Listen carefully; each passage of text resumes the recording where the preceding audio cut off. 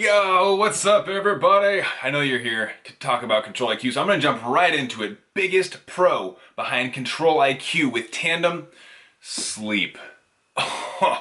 What a game changer. Now, okay, why are we talking about Control IQ, right? Control IQ was released a little over a month ago, I think, at this point, and I've had it for almost a month. I was about a week late to getting it. There's a couple hang-ups with my provider, but it's okay. Found out it was not my insurance holding it up, but rather my endo and the messaging between it, and it's okay. I have it now. That's all that matters.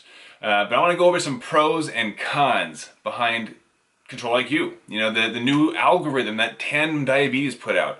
And is it life-changing? Is it not any different? What's the scoop, right?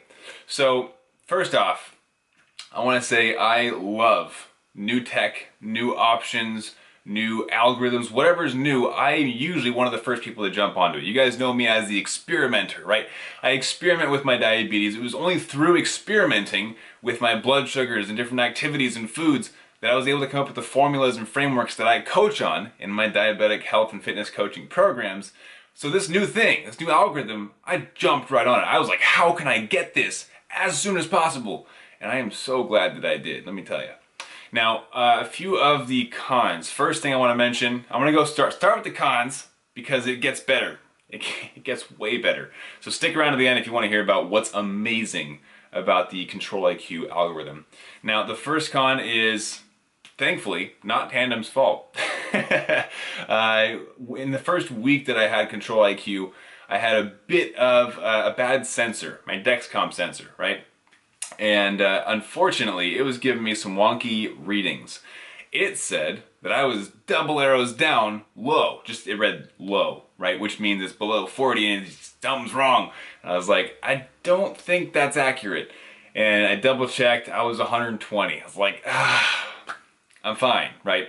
I glanced over at my pump, just happened to look at it, and I was like, wait a second. Oh no! Because of Control IQ, the Dexcom was telling my pump that I was low and dropping, so it cut all basal, which is what it's supposed to do, right? So again, any part of this is not Tandem's fault. It's doing what it's supposed to do. But it's kind of a con if you have a bad sensor. So, put Tandem aside for a second, if your CGM is reading incorrectly, that's going to have a massive impact on how well or not well Control IQ works. So make sure that your sensors are reading accurately, okay? So because of that, I was not getting insulin for like 45 minutes. It was a long time. And during that time frame, I was like, you know what, I gotta do something about this. How can I remedy this? Because I'm not getting insulin, I'm going to go high. And I did eventually end up going a little bit higher, unfortunately. Shot up to about 180, I think it was. But what I did to remedy that situation was I knew my Dexcom was not accurate. So what I did is I went into my settings, I turned Control IQ off, which in turn resumed basal insulin because there is no resume insulin option when you're on Control IQ. So I went in to resume insulin and it wasn't there and I was like, oh no! But you can turn Control IQ off. It resumed insulin at the pre-programmed rate that I had set in my pump before having Control IQ. Which leads me into another point, more just a tip, right? Make sure your pump settings are set correctly because all of Control IQ is based off of the settings that are already in there. So if your basal settings and bolus settings are way off and they're nowhere near where they're supposed to be, Control IQ is not going to fix that. You have to set it up for success. So make sure your settings are correct going into the update. So next thing I want to talk about is rebound highs. So when we do go low, sometimes it's difficult not to eat the whole kitchen, right? Now, in this one circumstance, I did go low. I was in the 60s, and I was treating it at an appropriate rate. I had one tab, kept going down, two more tabs, kept going down, one more tab, started to even out. I was like, okay, cool, stop eating sugar. And it was good. I had 4 tabs, came back up, and the last reading that I saw was 125 arrow up. And I was like, okay, maybe I overshot this a little bit. And then I noticed I was getting a correction bolus from Control IQ, which again, according to the algorithm, it's doing what it's supposed to do. So this is not a con against Control IQ. It's more just learning about how you are going to have to adjust a few strategies with Control IQ, right? Because it had an arrow up at 125, it predicted I was going to be above 180 within 30 minutes, which is accurate. However, I only had glucose tabs, which meant what? pure sugar. It's gonna spike, level off, and it might drop a little bit back down and then stabilize. And that's exactly what happened. Arrow up 125, arrow up 136, arrow up 130, arrow slanted 126, arrow stable 117. And I was like, oh no!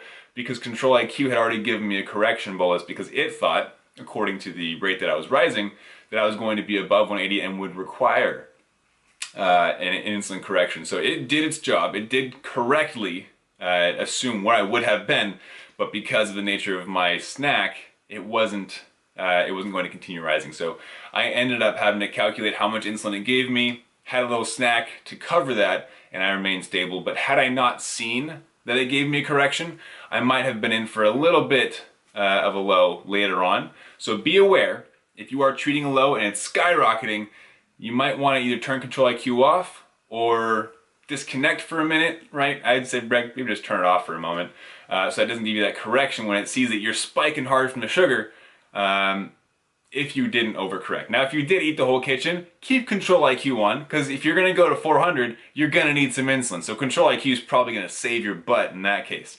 So just something to be aware of. I'm not telling you what to do. My experience was that I had just enough sugar, it spiked up and then stabilized, but because of the spike, it gave me insulin to cover where it thought I was going. Something to consider. Now, last thing in this area of the cons is the rebound, not the rebound, that was the last one, taking off your pump. Let's say I'm at 190 with some insulin on board, but not a whole lot, and I want to go take a shower, so I'm going to disconnect my pump. What happens if my Dexcom is still telling my pump that I'm high, and then my insulin on board runs out while I'm disconnected? Well, the Control IQ is going to tell the pump to deliver a correction bolus. That's not going to be delivered to me because it's not connected. So, here's what I've been doing. One, make sure that you're not connected Dexcom to pump if you are disconnected and you're high, because you don't want to miss that bolus. But two, the easier option is just to hit stop insulin. So if I disconnect, I hit stop insulin. That way the pump doesn't think that it's giving me extra basal. It doesn't think it's giving me extra bolus for the correction factor, right? So when I reconnect, I say resume insulin, and it is able to give me whatever correction I need at that point. And I'm not missing any of the correction. Does that make sense? So if I were to go take a shower, I make sure I hit stop insulin so it doesn't give a correction while I'm disconnected. This is a whole new thing we've never had to consider before, right? Because usually we give the corrections. Now with an automated correction system, thank you Tandem, I love it, you have to be aware of when you disconnect to make sure you're not disconnected while it's giving a correction. So just hit stop insulin, that's what I've been doing, and resume, it'll give you the correction, bring you back down into range. It's awesome. Now, there is one more thing that is mildly annoying, not really a con, but for those of you who hate alarms, it does alarm, but in my opinion, alarms are helpful. So I don't even want to include this on the cons list. It alarms you if you go over 200. It's kind of a funny note too, because it goes, we've been increasing your basal, we've been giving you correction boluses, you're still over 200, I don't know what's going on, you should check your site.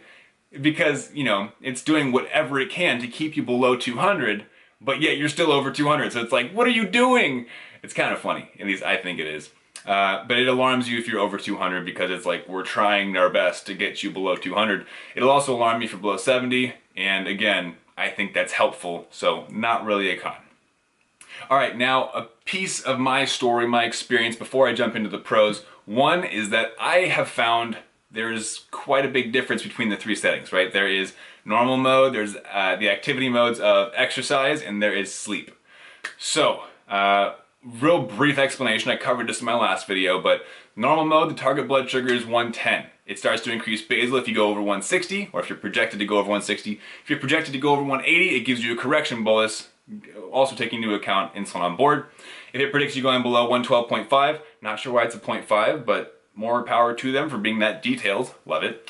It will decrease your basal. If it predicts you're going below 70 within 30 minutes, it will cut your basal. Now, the exercise mode aims to keep you between 140 and 160, a little bit higher, right? Because it gives you that buffer in case you drop during exercise, like most people do, because they don't follow my protocols. I do have a way to cure that. Not cure, cure is a bad word for that. I do have a way to remedy that. And of course, sleep mode aims to keep you in an even tighter range than normal mode because you're asleep. There shouldn't be any external variables that are included in your blood sugar fluctuations, and so that one aims to keep you between 112.5 and 120. So, what did I do? I left it in sleep mode. 24 hours a day. I just uploaded my pump actually, and it's like, wow, you sleep a lot, because I like having that tighter range. And so I wouldn't recommend this. You're not supposed to do it, right? But what I did is I experimented, because I experiment a lot with my diabetes in order to learn how to better serve my diabetic clients. But I left it in sleep mode. I put it on at night, and I woke up and said, you know what? We're gonna leave it in sleep mode. And so that way it would aim to keep me between 112.5 and 120 instead of the normal, what would it be? 112.5 and 160. So it's a lot tighter range. So it's a bit more aggressive with corrections, a bit more aggressive with temp basals, you know, reducing. But since I don't want to, this isn't me bragging, but since I know what I'm doing, right? I'm a coach for diabetic. This is my life. I study this stuff. Because I know what I'm doing, I can leave sleep mode on during exercises too. So that being said, I actually have not used the exercise activity mode yet, because it aims to keep you between 140 and 160. I know that even with sleep mode activated, where it keeps between 112.5 and 120, I can still finish my workouts in a perfect blood sugar range, because I know the formula that I created, right? The Warriors method. It works so well that I can keep sleep mode activated 24 hours a day. Now, that's risky for you guys if you don't have that same level of expertise that I do with fitness and blood sugars. However, that's what I've been doing. So yeah, sleep mode 24 hours, that's kind of what I've been playing with. And if I'm starting to go low, sometimes I'll just turn off sleep mode. Or if I'm gonna have an active day where it's super random activities, if I'm doing chores or errands or cleaning the house, right, then I might just throw it in normal mode and not be so tight controlled with sleep mode. But those are the three different ranges, right? There's normal, there's activity for exercise, and there's activity for sleep. And they are used to keep you in certain ranges to make life easier on you. All right, so let's get into the pros real quick. Pro number one, sleep. Huge one for a lot of you. Now, for me, I already kind of mastered the sleep aspect as well. It's so hard to say this without sounding like I'm bragging. My blood sugars do what I want them to do 95% of the time, let's say. So, you know, bedtime, I've been sleeping through the night for the last year, 2 years maybe, and it's been incredible. But there's a new thing now that I've noticed, that I've kind of been breaking the rules a little bit with Control IQ. I've been able to have like little snacks before bed and then just go to bed, right? Like I didn't inject, they're super, super low carb snacks, and I don't eat low carb, but if I want a snack without injecting, sometimes I'll go for that. And, you know, I'll have like seaweed or, I don't know, a handful of spinach. That's a bad example because it sounds super duper healthy, but yeah, so sleep. Going to bed, understanding that it's going to bring your blood sugars either up into range or down into range, because it does that with temp basals. It's incredible, and I absolutely love that about Control IQ. It's a game changer, because you can go to bed confident that it's going to take care of you while you sleep, so you can sleep soundly with peace of mind. That's something that has not been possible for most people since diagnosis, right? Like, sleep's a big thing. Now, here's a big one too.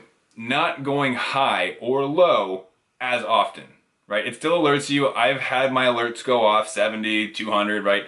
I'm still going out of range every once in a while, but it's making those changes as it notices trends. So if it's like, they're gonna go high in 30 minutes, it starts to increase your basal or give correction boluses and starts beating that blood sugar down. If it starts to see that you're gonna go low, it cuts it or it decreases your basal so that you start to even out and come back up naturally.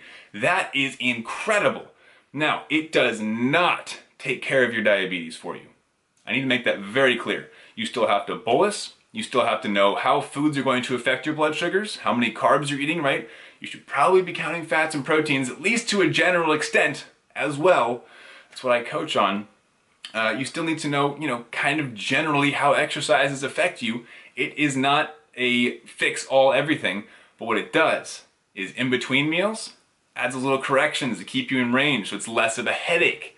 While you're sleeping, little corrections, little redirects, right? Where it allows you to continue living your life, to continue sleeping, to continue living in the moment, and that is massive.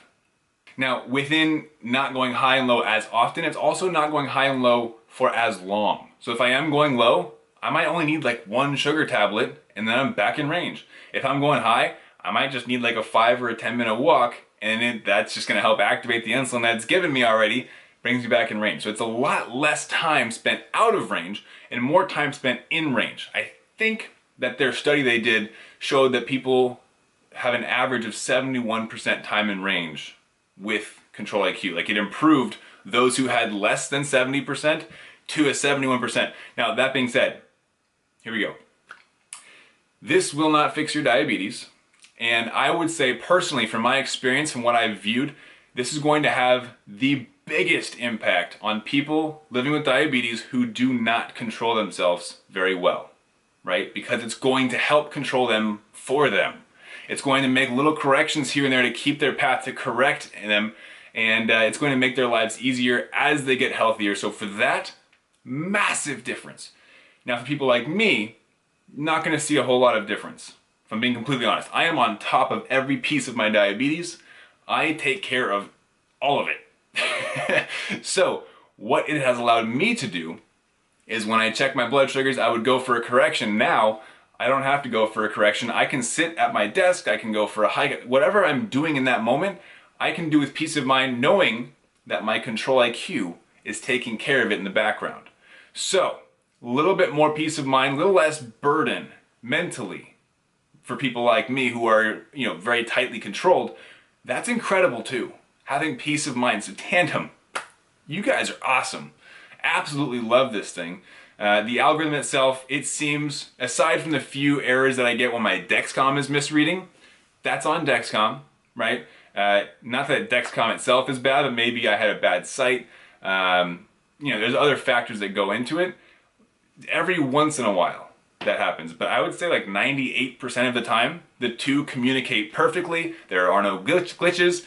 There are no mishaps. There was the weird thing where, my blood sugar shot up and it corrected and I was like, oh no! But you know what? I got a little snack. Who cares? I was fine.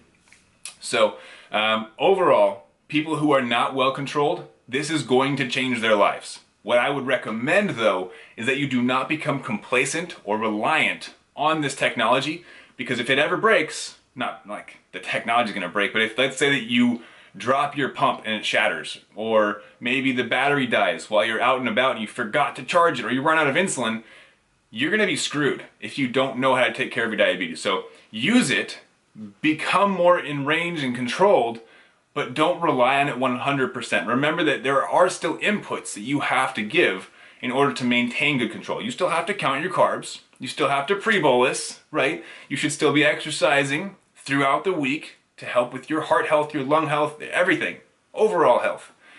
You still need to take care of yourself. But in the background with this thing running, Control IQ, it is incredible. And I don't care who you are, like I said, I'm very well controlled. It still had benefits for me. I just uploaded my Clarity report as well to see if I could get some data from that for you guys. It has increased my time in range.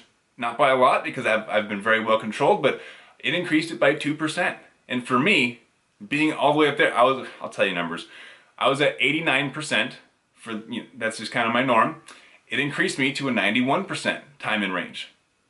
There's room to improve for everyone. So I'm gonna check my notes. I'm pretty sure that's everything that I want to talk about with you guys today.